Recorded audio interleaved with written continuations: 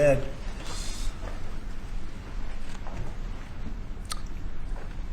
Well, thank you very much. We have a big signing right now, and we have a tremendous industry where we're leading by a lot.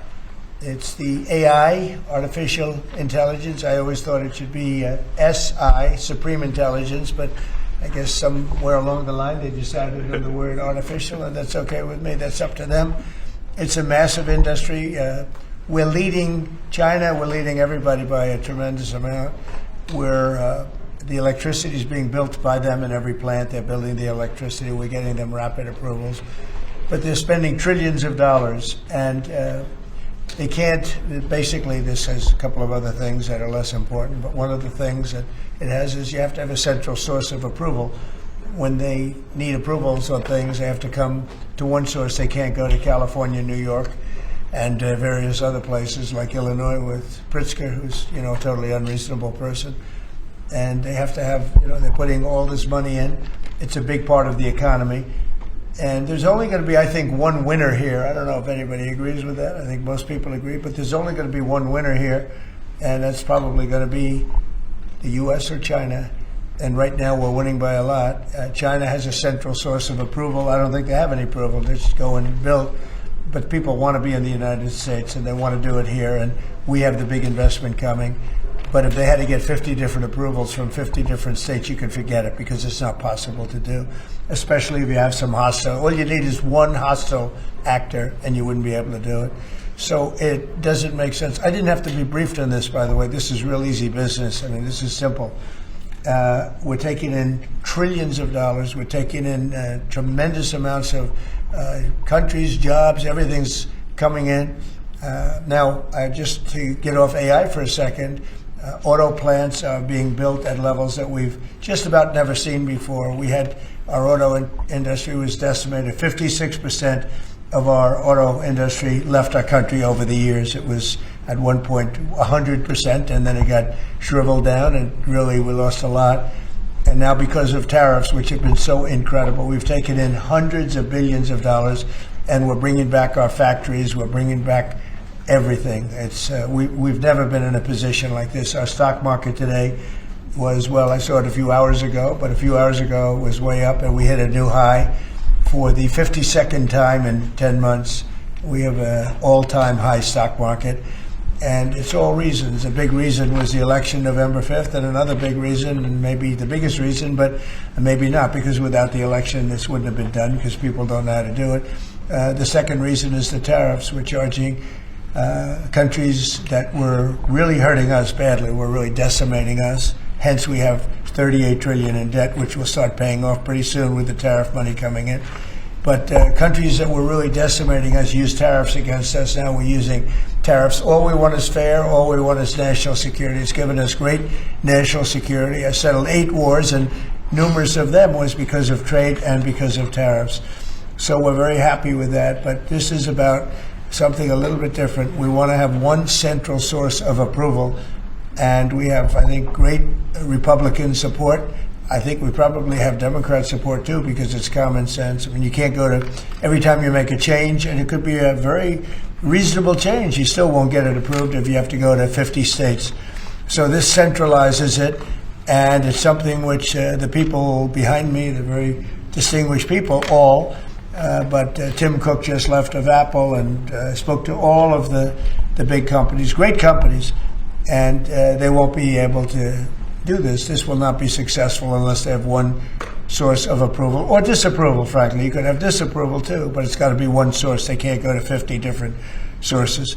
So I just want to thank everybody for being here. And Will, what would you like to add to that? Sure. Mr. President, as you said, in keeping with your commitment to grow the American economy, create potentially millions of new American jobs, and maintain America's technological and military superiority in the years ahead, this is an executive order that orders aspects of your administration to take decisive action to ensure that AI can operate within a single national framework in this country, as opposed to being subject to state-level regulation that could potentially cripple the industry. David Sachs, your AI and crypto czar, has been one of the key players and key authors behind this EO. He can give you more of the granular detail, but the big picture is that we're taking steps to ensure that AI operates under a single national standard so that we can reap the benefits that will come from it in terms of economic growth, job development, national security, and technological edge. And it's really the biggest industry that anybody's seen. I mean, it's taking off. And again, I believe there'll only be one country that really benefits, and it should be the United States. And it will be if we do this, if we're unified. We have to be unified. China is unified because they have one vote. That's President Xi. He says do it, and that's the end of that. You know, we have a different system, but we have a system that's good, but we only have a system that's good if it's smart. David Sachs, can you say a few words, please? Yes, sir. So, as you pointed out, we have over 1,000 bills going through state legislatures right now to regulate AI. Over 100 of them have already passed. 25% of them are in California, New York, and Illinois. You've got 50 states running in 50 different directions. It just doesn't make sense. We're creating a confusing patchwork of regulation. And what we need is a single federal standard. And that's what the CEO says, sir, is it basically states that the policy of your administration is to create that federal framework. We're going to work with Congress, like the chairman here of the Commerce Committee, Senator Cruz, and other members of Congress to define that framework. In the meantime, this EO gives your administration tools to push back on the most onerous and excessive state regulations. We're not going to push back on all of them. For example, kid safety, we're going to protect. We're not pushing back on that, but we're going to push back on the most onerous examples of state regulations, sir. So I spoke with other Republican senators, and we have great approval. I think I spoke to anybody that even had any question and seemed to have gotten approval. Ted Cruz has been a very strong advocate of common. This is common sense. I mean, I think it's nothing more than common sense. Please, Ted.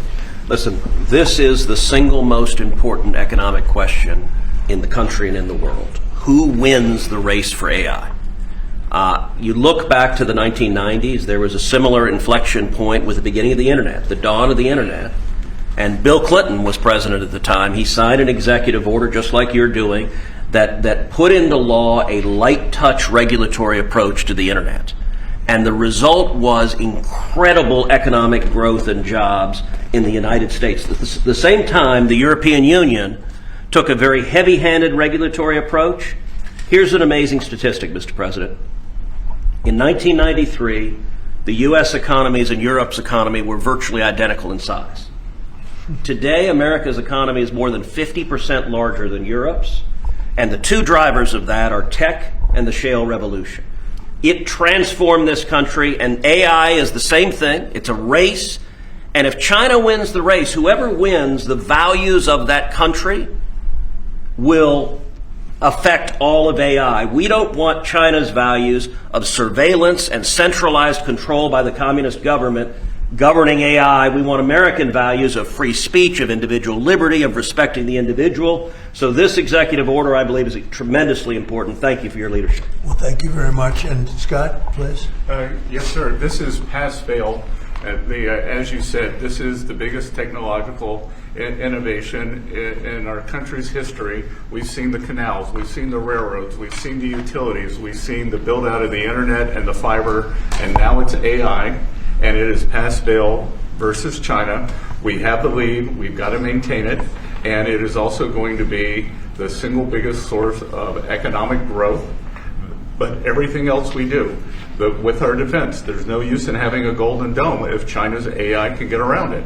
There's no use in spending all this money on defense. And the U.S. will remain the leader in this under President Trump's leadership. He is accelerated the growth. We're actually going to move ahead further. We're seeing building everywhere, construction jobs. There are going to be jobs at the AI data centers. And most importantly, President Trump had the incredible idea to allow the companies to create their own power. And we are going to see soon that communities near AI facilities will have the same or lower electric costs than other communities, which is a great innovation. So this is an important document today. Do you have any questions? On this subject, President Trump, are you more worried about the U.S. winning the race for AI dominance with China or about AI's potential threat to humanity? Both. We're looking at that very strongly. We have a lot of threats in the opposite way if we don't do it. You look at the medical and medical research. Already the things that have come out of AI in terms of medical and cancer research and things, we're way ahead of what we ever thought we'd be, just from the infancy of AI. So really both, and we want to be very careful with it. We also know that a big part of our economy, it could be 50, 60% of our economy going forward, for a period of time at least, especially during the startup, is AI and AI-based. We have trillions of dollars of construction going on, and that construction would stop, or it would certainly be, a lot of it would be halted. So, look, we're leading China. We're leading China by a lot. China knows that, and not doing this would be the greatest gift to China and other countries, but China in particular, that China has ever received. And with Venezuela, now that we've seized this tanker, is the campaign against Venezuela still just about drugs, or is it now also about oil? Well, it's about a lot of things, but one of the things it's about is the fact that they've allowed millions of people to come into our country from their prisons, from gangs, from drug dealers, and from mental institutions, probably proportionately more than anybody else. They came in from many countries. We're getting them out. We had 11,888 murderers come into our country. Many of them are from Venezuela. We had thousands of Tren de Aragua, the gang, come in from, which they say is the most violent gang. I don't know, MS-13 is pretty bad, but Tren de Aragua, they say, is the most violent gang. That comes from the prisons of Venezuela. It came out of the prisons of Venezuela. So it has to do with a lot of things. They've treated us badly, and I guess now we're not treating them so good. If you look at the drug traffic by sea is down 92%. And nobody can figure out who the 8% is, because I have no idea. Anybody getting involved in that right now is not doing well. And we'll start that on land, too. It's going to be starting on land pretty soon. Thank you, Peter. Mr. President, in Indiana, just a few moments ago, the Senate there rejected the congressional maps to redistrict in that state. A number of Republicans voted against that redistricting effort. You have spent a lot of time talking about this. The Vice President traveled to Indiana. What's your reaction? Well, we won every other state. That's the only state. It's funny because I won Indiana all 3 times by a landslide, and I wasn't working on it very hard. Would have been nice. I think we would have picked up 2 seats if we did that. You had one gentleman, the head of the Senate, I guess, Bray, whatever his name is. I heard he was against it. He'll probably lose his next primary, whatever that is. I hope he does, but because he's done a tremendous disservice. I mean, think of it. It's a great place. I love the people there. They love me. We won in a landslide all 3 times. Got tremendous votes. I got record votes. And then there's no reason for doing that. And the Democrats do it to us, so I can't imagine that they do it. But I wasn't very much involved. But there's a man named Bray, as head of the Senate. Was that Bray? Is that the name, Bray? I mean, I'm sure that whenever his primary is, it's, I think, in 2 years, but I'm sure he'll go down. He'll go down. I'll certainly support anybody that wants to go against him. If I could ask you briefly about on AI and then a question on Ukraine. On the AI side, the flip side of what you've done today is what kind of agreements you can get with China, particularly on the national security threats posed by AI. During the Biden administration, there was a vague agreement on not using AI in the nuclear weapons complex. Tell us what you envision and what conversations you've had, if any, with President Xi on that topic. Well, relevant to AI? Yes. I speak to him a lot about it. I speak to him a lot, actually. I have a very good relationship with him, as you know. If you had another president, you would have had a big rare earth problem, and it turned out not to be a problem.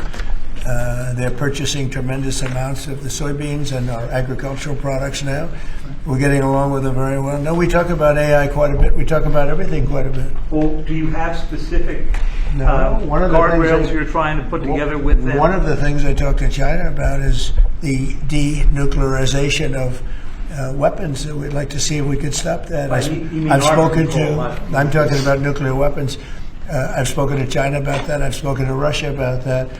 And I think it would be something that we would want to do, and they would like to do, and I think Russia would like to do. They've said they won't join New START or a follow-on to New START. Well, that's what they told you, but what they tell you is different than what they tell you. And I'm afraid, Mr. President, just briefly, you made a commitment to the Europeans back in July, if I remember right, to participate in some kind of a peacekeeping force should there be a peace agreement. You mentioned, I think, air support, intelligence, and so forth.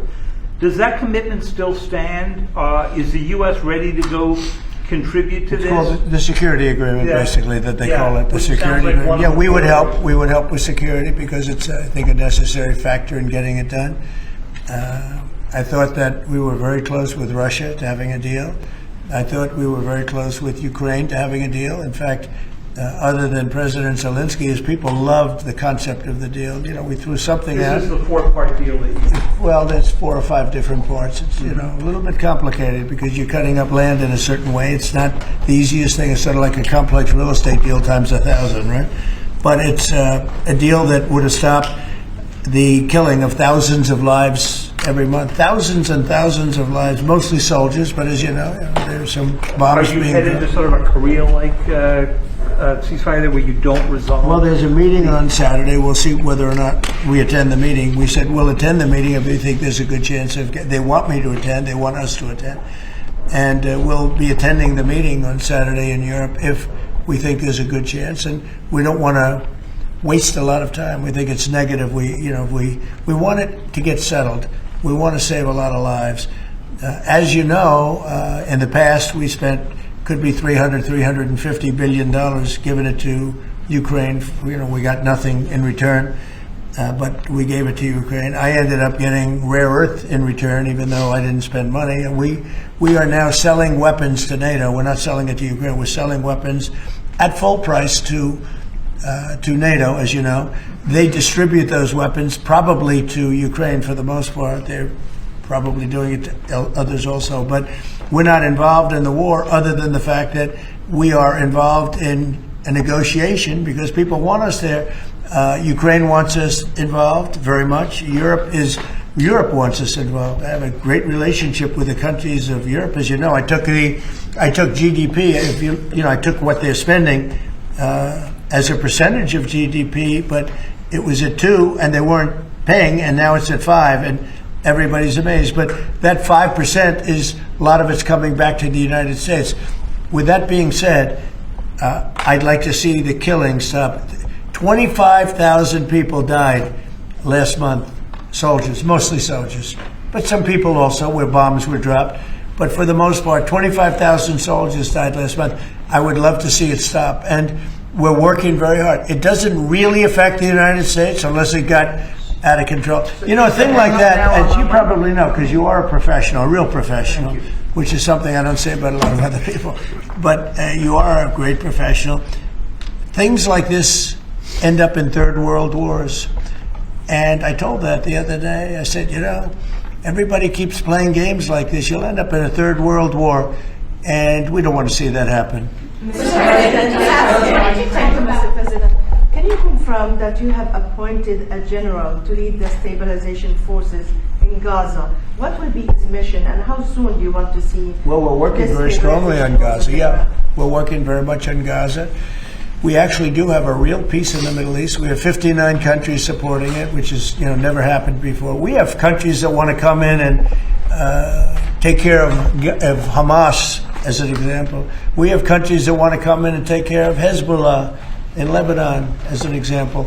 And I say, right now you don't have to do that. You may have to do that, but we have countries that are volunteering to come in and literally take care of the whole thing.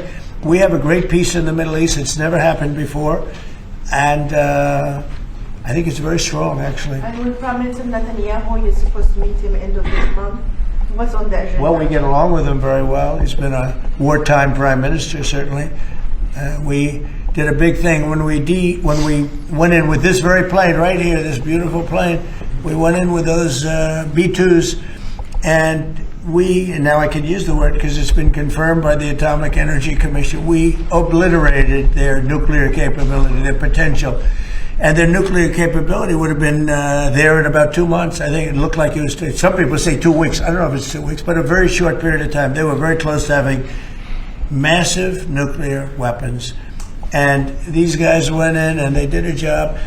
And that made peace possible because everybody was afraid of Iran, and now they're not afraid of Iran anymore. And Iran would like to make a deal with us. Your own national security strategy does not say obliterated, sir. It says set them back. Your intro does. Well, the Atomic Energy Commission said obliterated, and the people that have seen the site said obliterated. And frankly, Iran said it was obliterated. And to show you how accurate it was, and you know, I fight for the pilots because the pilots and those people went in there at great risk, and they hit every single target on every single bomb, and they did a lot of damage. And for them to be given anything less than 100% of the credit is unfair. So I will tell you, the Atomic Energy Commission said it's like gonzo. It's one person actually used the term obliterated. But Iran actually said that they probably can never go there again. They can probably never start there again. If they ever started, they'd probably choose a new site.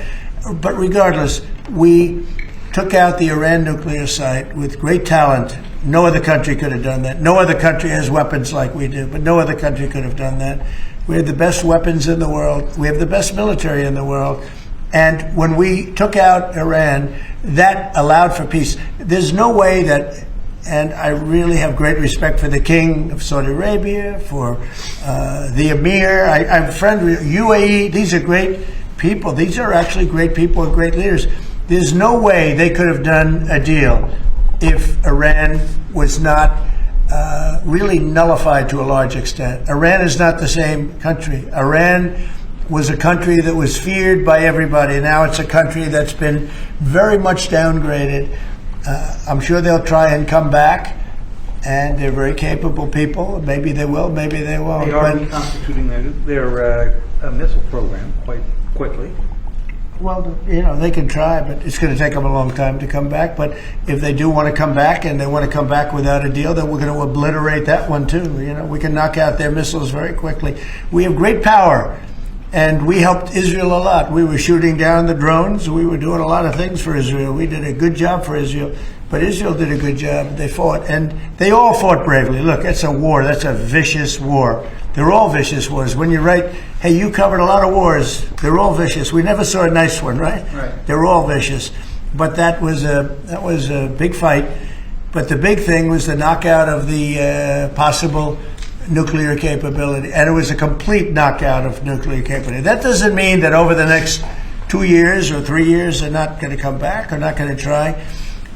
I think they got hit so hard, they may talk about trying, but I don't think they want to try. And I can tell you that they would love to be able to make a deal with me. They would love to be able to make a deal with me. And I'd love to make a deal with them if we could. You know, we were not close, but not so close, but we were reasonably there for a deal with Iran before the bombing. And they would have been much better off if they made a deal. They could have had a deal. They could have had a deal where they would have been much better off. Look at what we've done. I mean, their place is blown up. Forget about the nuclear. The nuclear is gone, but look at the damage they've suffered, the death that they've suffered. They could have had a deal with, nobody would have died, no buildings would have been down, nothing would have happened. We would have blown up their nuclear, that would have been it. They could have had a great deal, but they missed that opportunity. But they would like to make a deal right now. Iran would like to make a deal with me. Yes, please. Yeah, thank you, Mr. President. Do you think the Senate should confirm your nominee for Religious Freedom Ambassador, Mark Walker, in time for Christmas as a Christmas gift to Christians around the world? Well, I don't know. I mean, I've heard good things about Mark. Why is something come up that I don't know about? Well, he was nominated in April, and he still hasn't received even a... Well, I'd like to see him. I mean, I'm hearing very good things about him, so I thought by asking that question, something new came up. There's breaking news about Mark Walker. I'd like to see him. I've always found him to be a high-quality person, frankly. Yeah, I'd like to see that happen. I will say John Thune, though, has done a good job. He's approved. He's gotten hundreds of people approved. We have a roadblock with the Democrats. They're just obstructionists, that's all. That's all they're good at is obstructing. They're not good at creating. They're only good at obstructing and wanting open borders and men and women's sports and transgender, all things that transgender for everybody, all things that people don't want. And they're obstructionists. They're doing that with health care. We have a great health care proposal where we pay all of the hundreds of billions of dollars that the insurance companies have been making. You know, their stock is up 1,700%. And by the way, the stock market today hit another high. 52 times we hit a high in a 10-month period. That's during my second presidency. And it's been amazing. Nobody's seen anything like it. You know, we had the greatest economy in history in my first term. I think we're blowing it away right now. I think we're blowing it away. And again, prices were the highest they ever were. Inflation was the highest in 48 years, or I think ever. They say 48 years. The press says 48 years. I'll accept that, but I think it was the highest inflation we've ever had under the past administration. We had the highest prices. We have high inflation, you have high prices. Prices are coming way down. Energy is coming way down. Gasoline is hitting now $1.99 in a couple of states, and it's way down. Gasoline is way down.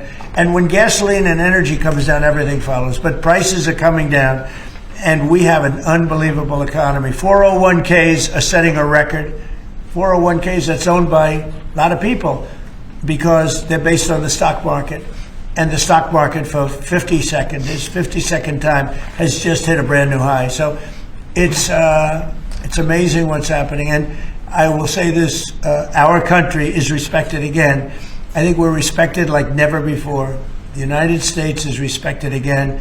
We have a country that was a dead country 1 year ago, dead. And now it's the hottest country anywhere in the world. Thank you very much, everybody. Thank you, Press. Thank you, Press. Thank you. You can call. Thank you, Press. Let's go. Let's go. Let me know.